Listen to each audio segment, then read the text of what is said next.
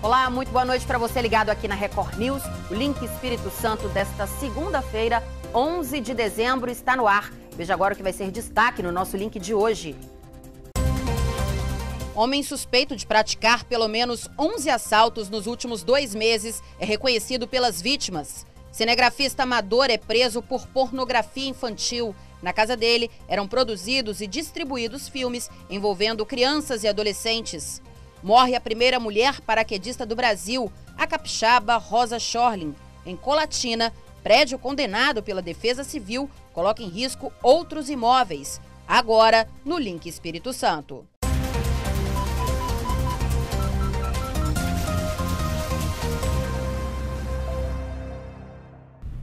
Muito obrigada pela sua companhia nesta segunda-feira. Bom, um projeto em discussão no Senado quer incluir o nome de pais que devem pensão alimentícia no cadastro de inadimplentes. Esse é o assunto da nossa enquete de hoje, não é isso, Manu? Boa noite para você. É isso mesmo, Adriana. Boa noite. Na sua opinião, os pais condenados por não pagar pensão devem ficar com o nome sujo? Esse é o tema da nossa enquete. Você vota lá no nosso portal rsim.com.br. Além de dar o seu voto, você também participa com a gente usando a hashtag LinkES pelas redes sociais e também manda sua participação para o nosso WhatsApp pelo número 99252-5007.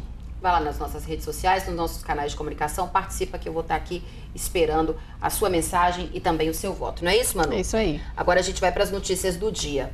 Um cinegrafista amador foi preso hoje acusado de produzir e distribuir filmes pornográficos envolvendo crianças e adolescentes. A polícia acredita que ele está entre os maiores distribuidores desse tipo de material aqui no estado. A polícia chegou até o acusado através de denúncia anônima. Na casa de Sérgio Viana Vescovi, de 65 anos, os policiais encontraram computadores, filmadoras, fitas, CDs, DVDs e pendrives com material pornográfico envolvendo menores entre 8 e 10 anos de idade. Nós recebemos uma denúncia anônima relatando que esse senhor produzia e aliciava jovens na região para produzir cenas sexuais, vídeos de sexo e imagens de sexo envolvendo criança e adolescente. A partir daí, então, nós instauramos o inquérito policial, passamos a investigar os fatos e representamos pela expedição de mandado de busca e apreensão. Quando a polícia chegou na casa do acusado, ele tentou jogar parte do material pornográfico pela janela, mas os policiais perceberam a ação e conseguiram recuperar tudo. A equipe estava atenta, conseguiu apreender o material. Posteriormente, fizemos a revista do apartamento e foi localizado um verdadeiro estúdio. Ele tinha câmeras, tinha material e ele usava isso para produzir vídeos e filmes de crianças e adolescentes em cenas de sexo. Inclusive, ele participava de alguns desses vídeos, o que é ainda mais chocante. Para a imprensa, o preso negou as acusações, mas em depoimento à polícia, ele confirmou os crimes. Senhor Sérgio, o senhor confirma que o senhor fazia armazenamento de fotos de crianças e adolescentes contendo cenas, sexuais? Sim. Por incrível que pareça, ele até mesmo chega a alegar que as crianças é que faziam os filmes, as crianças filmavam essas cenas sexuais. Tamanha cara de pau e a disfarçatez desse criminoso. Na casa dele foram encontrados ainda material infantil que ele usava para atrair as crianças. Se condenado, o preso pode pegar até 18 anos de prisão. Ele vai responder pela produção, que é um crime autônomo, o armazenamento e a distribuição de material de cunho pornográfico envolvendo criança ou adolescente. Somados esses 3 crimes, nós temos uma pena bastante elevada. E a polícia prendeu hoje um rapaz acusado de cometer pelo menos 11 assaltos nos últimos 2 meses. Os alvos principais eram postos de gasolina e agências franqueadas dos Correios. Pelas imagens é possível ver Flávio Pereira Barreto chegando a esse posto de combustível e pegando o dinheiro do caixa. Nessa outra imagem, ele revista até o bolso do funcionário. Já nessas imagens, ele aparece roubando locais que são franqueados dos Correios. Através do 81 veio a informação, os policiais foram até o local e o próprio Flávio confessou a prática do crime. Através da análise das imagens dos Correios, a gente conseguiu identificar o Flávio também.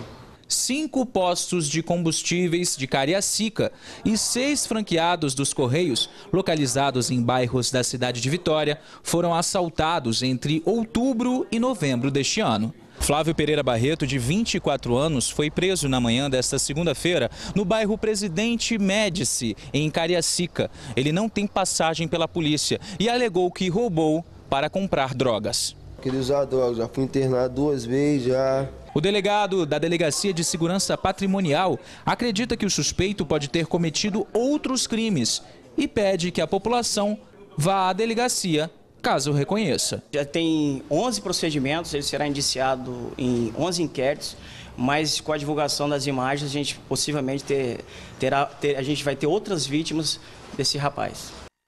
Nós vamos agora para um rápido intervalo e na volta a gente fala sobre a exigência do exame antidoping para os policiais capixabas. Link Espírito Santo, sempre ligado em você.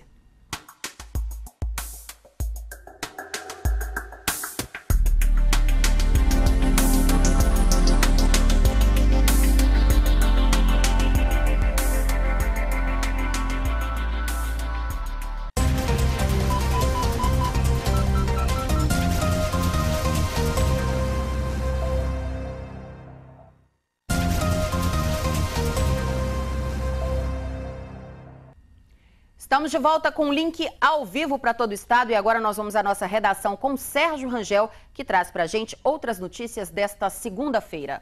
Oi, Sérgio, boa noite para você. Olá, boa noite, Adriana, boa noite a todos. Começou hoje, vai até novembro de 2018, a nova etapa das obras da Avenida Leitão da Silva. Com a reforma, há agora bloqueios no sentido Beira-Mar. E quem segue nesse sentido terá que trafegar em mão dupla pela pista que segue no sentido UFES. A mudança começa no trecho do entroncamento da Avenida Leitão da Silva com a Rua das Palmeiras e termina no entroncamento da avenida com a Rua Frederico Lagaça. Só lembrando que as obras na Avenida Leitão da Silva, aqui em Vitória, começaram em janeiro de 2014 e a primeira estimativa para a conclusão das reformas seria para meados de 2015. Uma novela que se arrasta aqui no estado e que agora vai ganhar um novo capítulo, né? E olha agora uma ótima notícia para quem trabalha no governo do estado. Depois de 3 anos sem abono, o governador Paulo Artung confirmou que neste ano pagará o benefício de Natal para os mais de 90 mil servidores ativos e inativos do Espírito Santo. O abono será pago no dia 22 de dezembro, junto com o salário dos servidores, e o valor será de R$1.000. Segundo o governador, o benefício só será pago devido ao crescimento de 14% na arrecadação de ICMS, comparado com novembro do ano passado. O valor total para o pagamento do abono será de R$90 milhões. E as prefeituras de Serra e de Vitória também confirmaram o pagamento do abono de Natal para os servidores municipais. Na capital, o benefício será de R$500 e na Serra, de R$600.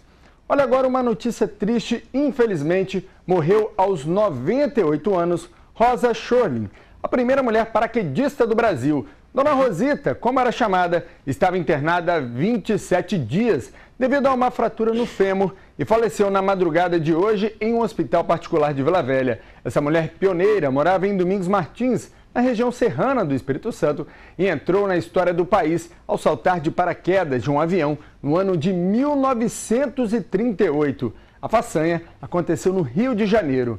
Além de aventureira, a capixaba era também uma mulher à frente do seu tempo. Ela aprendeu a dirigir aos 12 anos de idade e foi também piloto de avião. Nessa época, apenas 8 mulheres eram qualificadas para pilotar aeronaves. A capixaba não teve filhos e deixa como legado a ousadia de quem desafiou as barreiras de seu tempo e de quem saltou mais de 130 vezes de paraquedas. Adriana. Obrigada, Sérgio. Bom, pela primeira vez na história, policiais militares aqui do Espírito Santo terão de passar por exames que apontam o uso de drogas quando mudarem de patente. A exigência faz parte da nova lei de promoções sancionada neste ano pelo governo do estado. As convocações já começaram. 315 policiais militares capixabas, de aspirante até tenente-coronel, terão que passar por um exame toxicológico. O exame será exigido de todos que figurem no chamado quadro de acesso. É um critério novo que busca verificar o uso de substâncias ilícitas aos policiais, nesse caso agora os oficiais, que estão concorrendo a promoções na instituição. O exame consegue detectar o uso de drogas nos últimos 6 meses. Os testes começam na próxima segunda-feira, aqui no Hospital da Polícia Militar. De acordo com o coronel Brzezinski, caso o exame dê resultado positivo, o oficial será afastado de suas funções e será aberto um processo administrativo, podendo levar até a demissão. A recusa vai ser submetida a processo administrativo. Então vamos verificar qual o motivo dessa recusa. E a outra situação é a questão do resultado positivo, que também será submetido a tratamento e ao processo administrativo, porque apesar de ser saúde pública, é uma situação incompatível. Nós não podemos ter policial que está sujeito, realizando policiamento ostensivo com uso de arma de fogo sob efeito de substâncias ilícitas. Se a junta médica entender que ele está incapaz definitivo para o serviço policial militar, aí ele pode culminar com a sua exclusão da corporação. Para o presidente da Associação dos Oficiais, o tenente-coronel Rogério Fernandes, o exame é algo importante, mas que deveria ser estendido a outras áreas do serviço público. A associação vê com bons olhos essa medida. Entendemos que ela poderia também ser um exame rotineiro, de tempo em tempo. E os nossos associados no debate sobre esse tema, eles entendem também que, como entendem que é bom para a Polícia Militar, também para outras carreiras públicas deveriam ser adotado esse mesmo exame, né? Já que o servidor público ele trata com a vida do cidadão, muitas das suas vezes, e aí é importante que outras carreiras também sejam submetidas a tais exames. Nas ruas, a população aprova que o exame seja feito. Isso é excelente, porque inclusive eu já fui abordado por policiais que estavam visivelmente drogados quando eu morava num bairro. E isso é ótimo, porque pessoa drogada não tem condição de fazer nenhum tipo de trabalho. Então isso aí vai melhorar, vai ajudar a melhorar e vai ficar quem merece. Eu acho isso correto, tem que fazer mesmo, porque todos passam, né, por exames, por que eles não podem passar também? A seguir, como a reforma da Previdência deve afetar a aposentadoria de policiais civis e federais. Link Espírito Santo, sempre ligado em você.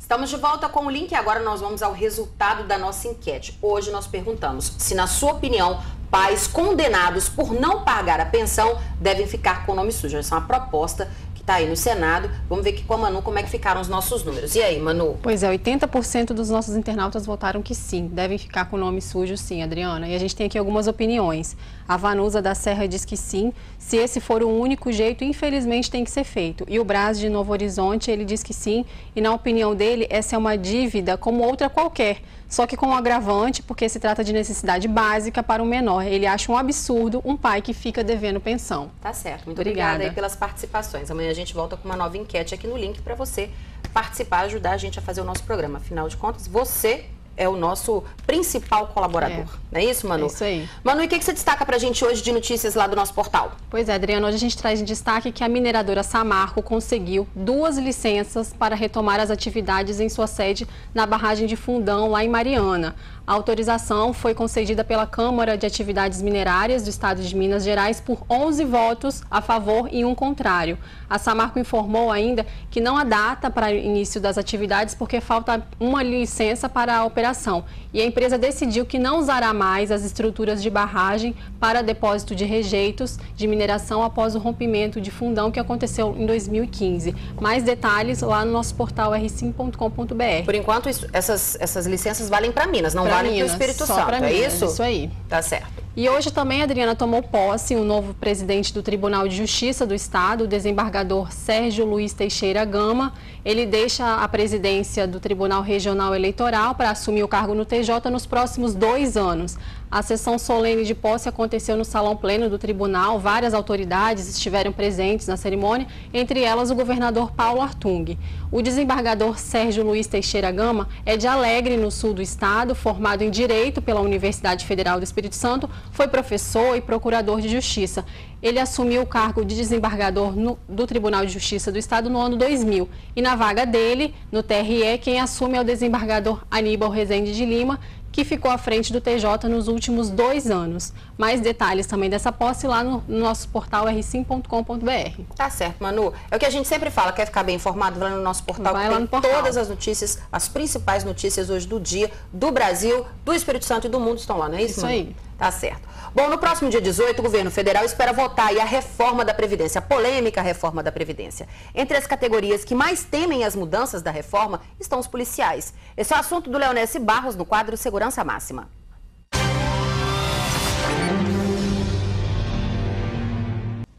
Boa noite, minha gente. Os trabalhadores brasileiros estão muito preocupados com a reforma da Previdência, mas os policiais brasileiros, principalmente os do Espírito Santo, estão preocupadíssimos com essa reforma. Eu converso com Humberto Mileipe, ele é vice-presidente do Sindicato dos Policiais no Espírito Santo e diretor da Confederação Brasileira dos Policiais Civis. Humberto, boa noite, obrigado por você ter vindo. Boa noite, Leonesse. Por que os policiais estão preocupados com essa reforma? Essa reforma ela tem nuances muito ruins para toda a população de uma forma geral, mas em especial para os trabalhadores da segurança pública. Como nós sabemos, o Brasil vive uma guerra constante, uma guerra civil, né? Só em 2016 foram mais de 60 mil mortes violentas, foram mais quase 500 policiais mortos em combate. E a gente sempre preocupado com as mortes lá fora, quando aqui a coisa tá feia. Exatamente. Para você ter uma ideia, em 2000, cerca de 40% do efetivo policial no Brasil tinha entre 26 e 35 anos. Em 2016, quase 50% do efetivo policial tem entre 36 e 45 anos. Polícia velha e cansada. Velha e cansada que, obviamente, não dá o resultado que a sociedade espera. E essa reforma vai agravar essa situação. Porque vai ampliar a possibilidade do policial aposentar quando está acabando a produtividade. Perfeito. Hoje, no Espírito Santo, nós temos 300 policiais aposentáveis, né? Ano que vem, teremos 900, num efetivo de 2.200. Com a reforma da Previdência, esses 900 vão se aposentar. Nós vamos ter 1.000 e poucos policiais civis na ativa. O que já está muito ruim vai ficar muito pior. A ONU preconiza um policial para cada 250 habitantes. É o número que ela entende como ideal. Nós, no Espírito Santo, temos na Polícia Civil um policial para cada 1.818 habitantes. Você está brincando. É um número horrível. E pior... chocante. Chocante. O desgaste emocional da nossa categoria, ela é muito grande. Os trabalhadores de segurança têm um problema com o estresse. Isso é estudo da Fundação Getúlio Vargas. 94% dos profissionais da segurança no Brasil têm alto ou médio índice de estresse ocupacional. 40% tem alto índice, tem um estresse mais alto, do nível mais alto. Quer dizer, quase metade dos policiais do Brasil atuam com uma forte carga emocional abalada, o que fatalmente compromete o resultado. Se a gente analisar friamente, daqui a uns anos ninguém mais quer ser policial e a nossa segurança... Não tem como. Nós tivemos agora em Brasília, essa semana, para fazer um trabalho junto aos parlamentares de conscientização e até para forçar eles a tomarem uma posição. Dos nossos 10 parlamentares federais, deputados federais, 4 já tinham um posicionamento fechado e 6 ainda estavam ali ontem em cima do muro. Nós tivemos conversa com 4 desses 6 que estavam em cima do muro e quase todos se posicionaram contra a reforma, inclusive nós fizemos com que eles gravassem vídeos se posicionando contra a reforma, porque nós pretendemos fazer uma campanha pesada contra a reforma e contra os parlamentares que votarem a favor da reforma da Previdência. Além da gente ouvir falando, né, com muita ênfase de que essa reforma que essa Previdência não é deficitária, parece que eles estão fazendo uma coisa sem estudos técnicos importantes, inclusive diferenciando categorias. Primeiro que esse governo é um governo que não tem condição moral de debater uma reforma como essa. Só que nem debater eles querem. Eles querem atravessar uma reforma sem amadurecer junto à sociedade. Empurrar pela garganta. Empurrar pela garganta. Pô, o governo que utiliza a DRU, chamada DRU, Desvinculação da Receita da União, para retirar um grande montante da verba da Previdência para outras finalidades, não tem condição de falar que a Previdência é deficitária. Isso é uma coisa ilógica. Além dessas possibilidades ilógicas também, né, utópicas de ampliar para algumas categorias e para outros tantos, quando a maioria deles lá que estão votando já estão aposentados. Já estão aposentados, se aposentaram muito cedo, por sinal, numa atividade que, quando comparada com os trabalhadores da segurança, não tem nem condição, né, de discutir isso. Nós temos alguns problemas, por exemplo, imagina uns policiais hoje com 25, 28 anos de serviço, que tem a garantia hoje de aposentadoria aos 30 anos de contribuição, pela Lei Complementar 51 de 1985, não tem uma regra de transição nesse projeto de reforma da Previdência que garanta alguma coisa diferenciada. Eles passariam de 30 para 40 anos de contribuição. Além disso, o percentual de aposentadoria é absurdo, né? Cobram do que o policial ganha hoje, mas depois querem pagar por um outro piso. Exatamente. Tem esse diferencial do servidor público. Nós, servidores, contribuímos com base no nosso salário integral, né?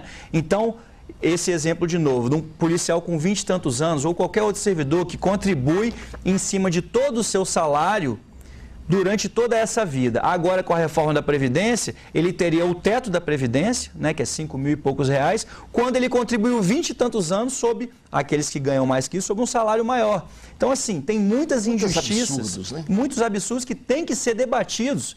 E essa questão da reforma da Previdência, ela não pode ser discutida isoladamente. Tem que ser num pacote maior, por exemplo, para atacar os privilégios dos altos cargos, do Ministério Público, do Judiciário, auxílio moradia. Receber das grandes instituições que estão devendo e não pagam? Também, auxílio moradia. Eles recebem aí um valor que é muito maior do que o salário de muitos policiais, professores, profissionais da saúde. Tem condição de um Brasil que quer melhorar, quer reformar e precisa. E eu friso, precisa de fato fazer uma reforma da Previdência, mas não nesse modelo que está sendo proposto. Tem que ser amadurecido com a sociedade e amadurecido outros privilégios, outras situações, como você acabou de falar, renúncia fiscal. Não tem condição de renunciar à receita dos maiores devedores, de você beneficiar os bancos, que são aqueles que vão ter algum lucro, vão ter algum benefício com a aposentadoria, com a reforma da Previdência, e renunciando receita para eles ainda. Os maiores devedores não pagam e ainda vão se beneficiar com a reforma da Previdência. É um caos total. E pagamos nós outros. Nós pagamos, exatamente. Roberto, muito obrigado pela sua vinda aqui. Que Deus nos acuda. Vamos lá, vamos caminhando. É isso. Obrigada, Leonesse.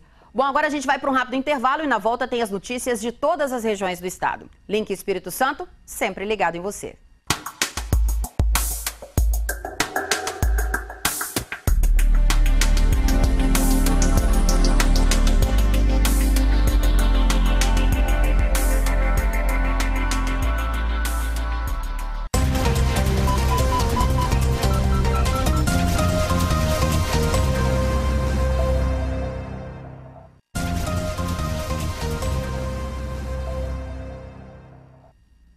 Estamos de volta com o nosso link e agora a gente faz o nosso giro pelo estado com outras notícias desta segunda-feira.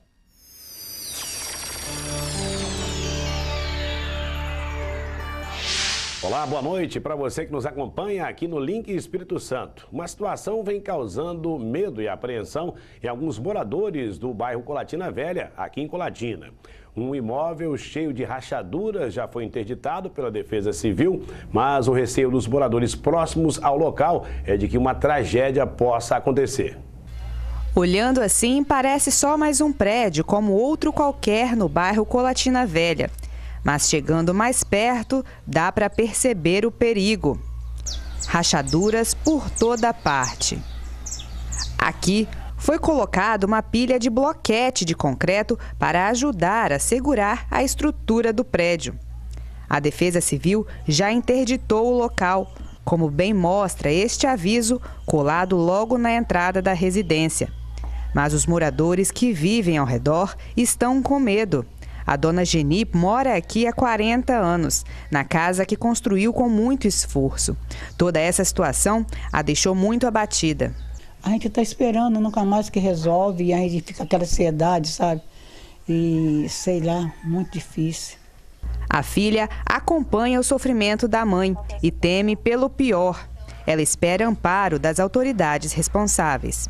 Se esse prédio chegar a desabar, tem um grande risco de atingir a casa da minha mãe aqui, que mora aqui já tem 39 anos. Então a gente fica muito preocupado. Pelo que eu sei, a Defesa Civil já veio aqui, mas não dá uma definição, fala que vai entrar com providência, fala que vai demolir, mas não tem uma data. A população que mora aqui perto do prédio relata que ele está condenado a aproximadamente 4 meses pela Defesa Civil. E os moradores que moravam aqui, 2 famílias tiveram que deixar o local e receberam auxílio da prefeitura. Mas e os vizinhos? Eles continuam aqui e em caso de algum acidente, eles serão os primeiros atingidos. E neste período de chuva, o medo é ainda maior. Acendeu o alerta, porque é muito perigoso. Um prédio tapocado, todo trincado, pegando muita chuva, ele tem que resolver alguma coisa, né? Porque a gente não sabe o que acontece de hoje para amanhã, de amanhã para depois. E não dá para esperar. Eu fico com medo de acontecer alguma coisa com os outros, né? Os vizinhos da gente, que moram tudo aqui. Elas relataram que existe a promessa de demolição do prédio pela prefeitura.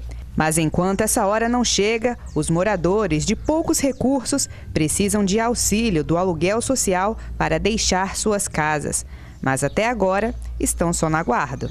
Se preocupa em saber quem é que garante que minha mãe não vai ser atingida, porque até então não foi feito nada em relação a ela. Estão querendo que a prefeitura, a Defesa Civil e outros órgãos competentes que dependem deles para vir olhar esse prédio aqui por nós antes de que ele caia e mata alguém, né?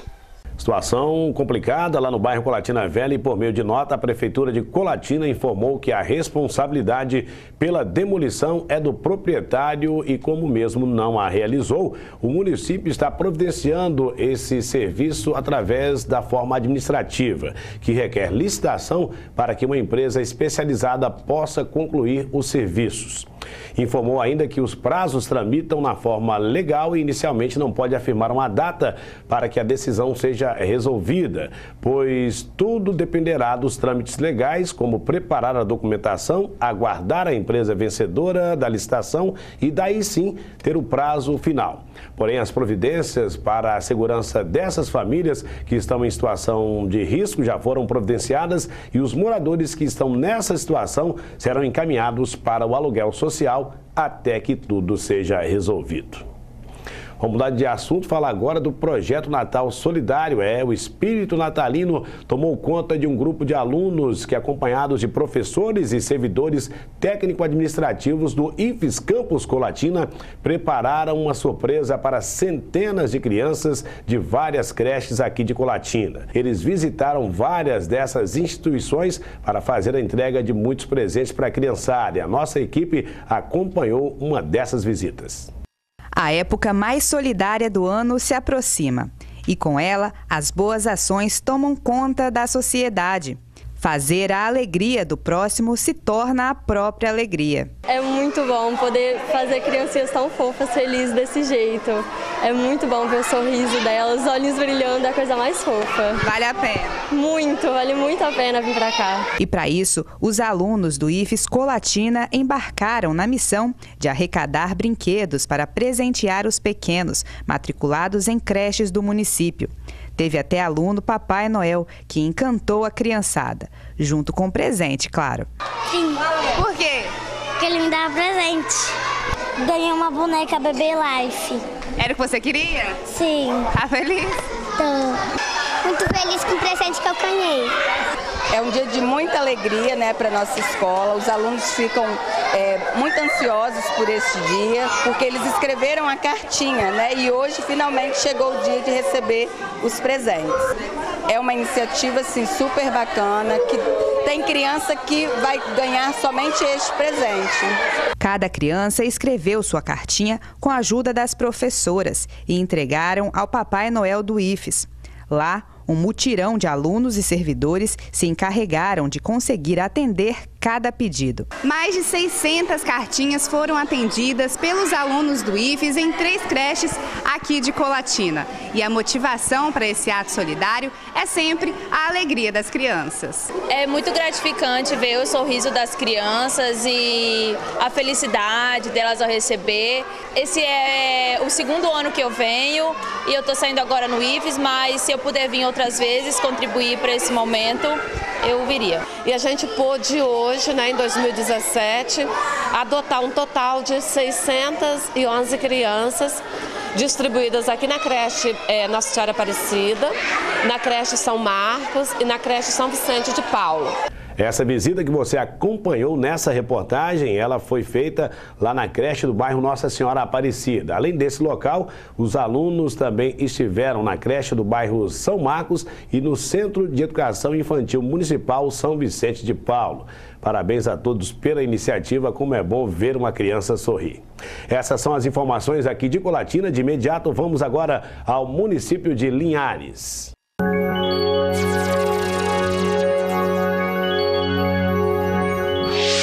Uma pessoa morreu e 2 ficaram gravemente feridas em um acidente na BR-101, na altura do quilômetro 111, em Soretama, neste final de semana. A batida foi entre uma carreta, um caminhão e um veículo de passeio por volta das 8h30 da noite do último sábado.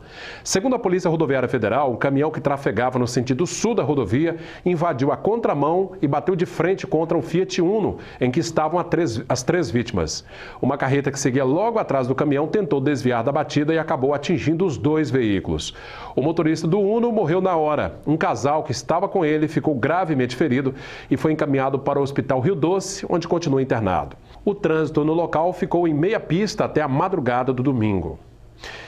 Mais de 50 atletas participaram da travessia da Lagoa Juparanã na etapa Linhares da disputa em águas abertas de natação. Os 4 quilômetros da etapa principal foram concluídos em 54 minutos, recorde da prova. A concentração começou cedo na Praia de Três Pontas, um dos locais turísticos mais visitados da Lagoa Juparanã. Barcos transportaram os atletas e a equipe organizadora da prova para a margem oposta da lagoa, onde aconteceu a largada. O circuito em águas abertas da Lagoa Juparanã, etapa Linhares, mais uma vez reuniu um time de peso no desafio de cruzar os 4 quilômetros de uma margem à outra. 31 anos se passaram desde a primeira travessia. A prova foi retomada após uma pausa de quase 15 anos. Reviver uma coisa de 30 anos atrás, assim, não é sempre que a gente tem essa oportunidade. E a coisa tá bonita, né? A lagoa tá bonita, tá muito sol, né? Tá o dia perfeito para a prática da natação. Eu acho que a gente vai conseguir fazer um evento muito interessante. As imagens aéreas feitas pela Vertical Fan Produções dão uma noção real do tamanho do desafio. A disputa foi bastante acirrada entre homens e mulheres. No masculino, Caio Diniz, da equipe Limiar de Vila Velha, foi o ganhador. Ele completou os 4 quilômetros com 54 minutos, quebrando o recorde da prova, que era de 56 minutos. Bem satisfatório ganhar uma prova assim uma prova que eu nunca tinha feito, na lagoa, um pouco mais pesado. Gostei muito, satisfeito. Deu 4 km de percurso, no finalzinho eu já estava um pouco cansado, mas deu para terminar bem. Um pouco falta de ar, no final, mas tá bom. Entre as mulheres, a ex-nadadora profissional Pepenha subiu ao lugar mais alto do pódio, poucos segundos atrás do vencedor masculino. Tá voltando, né? Uma prova que tem uma galera boa, uma energia boa, bom astral e ganhar é melhor ainda, né? A linharense Ana Flávia dedicou o 3º lugar ao pai, ex-nadador e grande incentivador da jovem.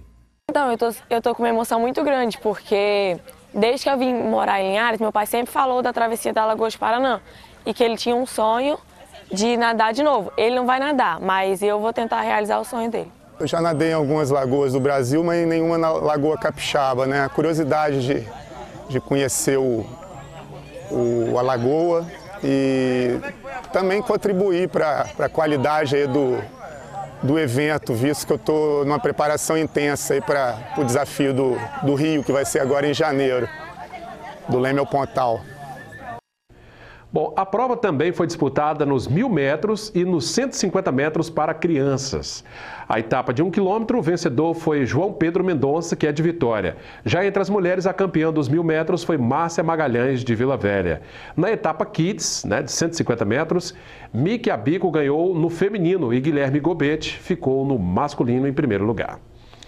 Bom, em clima de festa, o jogador linharense Fabiano Heller reuniu um time de peso de amigos ex-jogadores de futebol para a partida de despedida dos gramados. O jogo aconteceu no último sábado no Campo do América. O público linharense não decepcionou e prestigiou a despedida. Jogadores que marcaram época com Fabiano Heller em Linhares e no Brasil marcaram presença. E tinha curiosidade de conhecer, ele sempre falou de Linhares para nós, desde 2006. Então, hoje conhecendo a cidade dele, quebrando um tabu, que eu já não jogo bola há 2 anos, desde que me aposentei não jogo bola. Mas vim aqui brincar com ele aí, mais pela amizade que a gente tem por ele, pelo carinho. Feliz de estar aqui participando da festa do nosso amigo Fabiano. Merece todas as honras, merece toda essa amizade aí, essa galera que veio prestigiá-lo. E a gente fica triste ao mesmo tempo, porque um cara como ele, assim, tem que parar, né, do futebol, porque o futebol hoje está carente de grandes jogadores.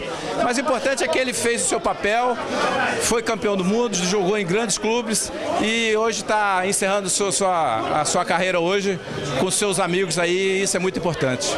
O time de Fabiano, Amigos Azuis, que enfrentou os Amigos Amarelos, marcou primeiro com Roberto Calmon Félix. Resultado final, 2-2. Fabiano Heller bem que tentou o seu e não conseguiu, mas se despede com uma carreira vitoriosa e lição de vida para os jovens que estão começando. A gente passa dificuldades quando está começando, passa dificuldades depois quando está no profissional, só que tem que ter um foco, tem que ter objetivo. Meu objetivo era vencer no futebol e eu venci porque eu tive foco. E os meninos têm que ser assim, pensar em ser profissional, buscar o objetivo, né? Treinar muito, se dedicar, abrir mão de muita coisa, né? Tem que ser assim, porque para a gente conquistar alguma coisa a gente tem que abrir mão de outra. E no futebol tem que ser assim também.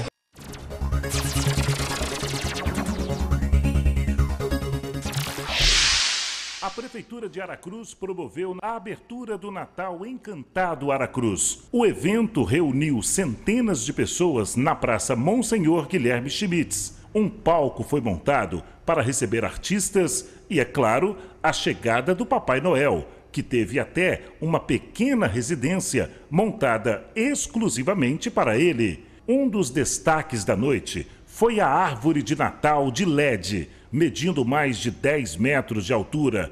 A árvore encantou a todos. O prefeito Jones Cavaglieri era um dos mais entusiasmados. O que nós estamos fazendo aqui hoje é para que nós possamos trazer essas famílias para um pouco de divertimento, trazer seus filhos para brincar, para tirar fotos com o Papai Noel, com a Mamãe Noel, enfim, para que nós tenhamos uma condição de não esquecer dessa data, dessa tradição que é o Natal. O prefeito também destacou que tudo isso foi feito com pouco recurso. Apesar da crise que nós vivenciamos, que agora, se Deus quiser, está acabando, mas nós procuramos gastar pouco dinheiro, mas fazer uma coisa bonita. Nós temos toda essa iluminação que vocês estão vendo, mais a casa do Papai Noel, onde terá lá a Mamãe Noel, o Papai Noel, para fazer fotografia com as crianças, enfim. E tornar, junto com a árvore de Natal, que também está aqui para embelezar o momento, tornar uma praça alegre, iluminada, como vocês todos estão vendo, para o melhor a aproximação do Natal. O secretário de Cultura falou sobre a programação do Natal Encantado Aracruz. A intenção do governo Jones Cavaglieri foi proporcionar, nessa data que todos lembram do Natal, do nascimento de Cristo, eventos, comemorações que venham atrair a família, para a família se sentir prestigiada, unida e trazer esse espírito de Natal, que é de amor, de paz, de confraternização. E muita gente compareceu aqui na Praça Monsenhor Guilherme Schmitz para acompanhar a campanha Natal Encantado de Aracruz, com a chegada de Papai Noel e várias apresentações culturais. Essa programação vai se estender até o próximo dia 23. Os moradores gostaram do que viram e apoiaram a ideia. Muito lindo, uma coisa inesquecível. Tá joia demais.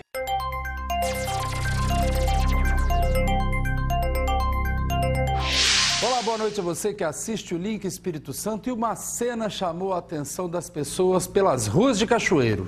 É que os professores da rede estadual estão fazendo um curso para atender os deficientes visuais. Para isso, os profissionais sentem na pele as dificuldades de uma pessoa cega. Nessa fase do curso, os profissionais saem às ruas com um acompanhante, uma bengala e venda nos olhos. Além das aulas práticas, também estão recebendo cursos de Libras, o que vai ajudar e muito no atendimento aos deficientes visuais. Há 17 anos, os alunos com deficiência visual são auxiliados pelos professores capacitados. Uma cena inusitada no bairro Santa Helena, aqui em Cachoeiro. Na madrugada dessa segunda-feira, um homem que, segundo moradores, estava transtornado, tentou descer a escadaria do bairro com uma caminhonete. Ele foi contido pelos moradores que não o deixaram terminar o percurso. O motorista não teve o nome divulgado. Ele deixou o local a pé e hoje, pela manhã, o veículo foi guinchado. Bom, e mudando de assunto, e com a chegada do Natal, a Casa de Apoio a Pacientes em Tratamento de Câncer de Cachoeiro de Itapemirim está realizando sua campanha de Natal para arrecadar fundos e continuar dando abrigo a quem necessita dos serviços oferecidos pelo local. A decoração na entrada da Casa de Apoio a Pacientes em Tratamento de Câncer significa que o espírito natalino está presente e também significa que a campanha de Natal realizada há 5 anos está a todo vapor. Temos alguns projetos de captação de recursos na casa e o Panetone ele veio acrescentar para que a gente pudesse realmente manter a casa para os pacientes se hospedarem e conseguirem realizar o tratamento deles. A Casa de Apoio existe há 15 anos e nasceu da necessidade de abrigar pessoas de fora do município que vêm fazer o tratamento da doença em Cachoeiro. Para Dona Maria, a casa veio na hora certa. A gente não tem condições para estar fazendo todo esse tratamento, né? Assim, e quando a gente encontra o apoio, é muito importante para nós. E aqui você encontra o carinho, aqui você encontra essa hospedagem, é comida. O pessoal não vou citar nome, é toda a equipe, são pessoas maravilhosas que acolhem a gente e por igualdade. No ano de 2000, quando a máquina de radioterapia foi instalada, muitos pacientes não conseguiam realizar o tratamento de radioterapia. Ele é um tratamento diário. E só mais para frente que a gente conseguiu organizar a casa, em 2003. E desde então os pacientes conseguem fazer todo o tratamento deles. Então os pacientes que moram em outros municípios não conseguiam fazer esse tratamento. E hoje eles conseguem ficar hospedados aqui na casa. Alguns vêm de manhã e só voltam de tarde. E eles conseguem fazer todo o tratamento porque nós temos a casa de apoio. Os panetones vêm da parceria com uma empresa e da ajuda de voluntários que abraçam a causa todos os anos. Eles são responsáveis pela preparação dos produtos para a venda. Andressa é uma dessas voluntárias.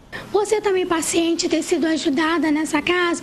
Hoje é um prazer estar aqui, estar ajudando, compartilhando também da minha experiência como paciente com outros pacientes que estão chegando agora, que estão descobrindo câncer, né?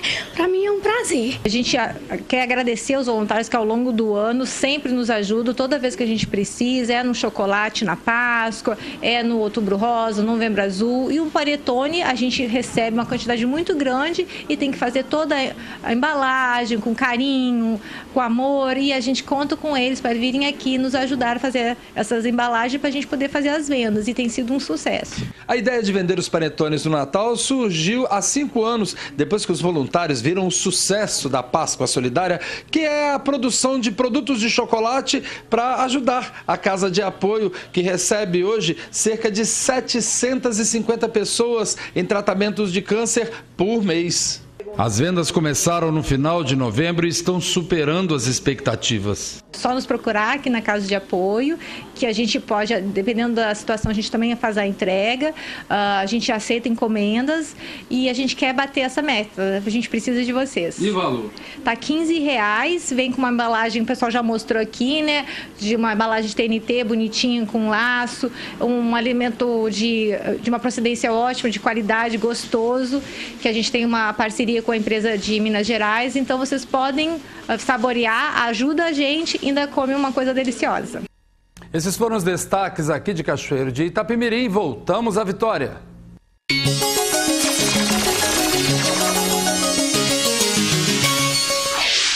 Com essas notícias, a gente encerra o nosso link de hoje. A gente volta a se encontrar amanhã. Eu espero por você, hein? Uma ótima noite. Record News, informação para você crescer.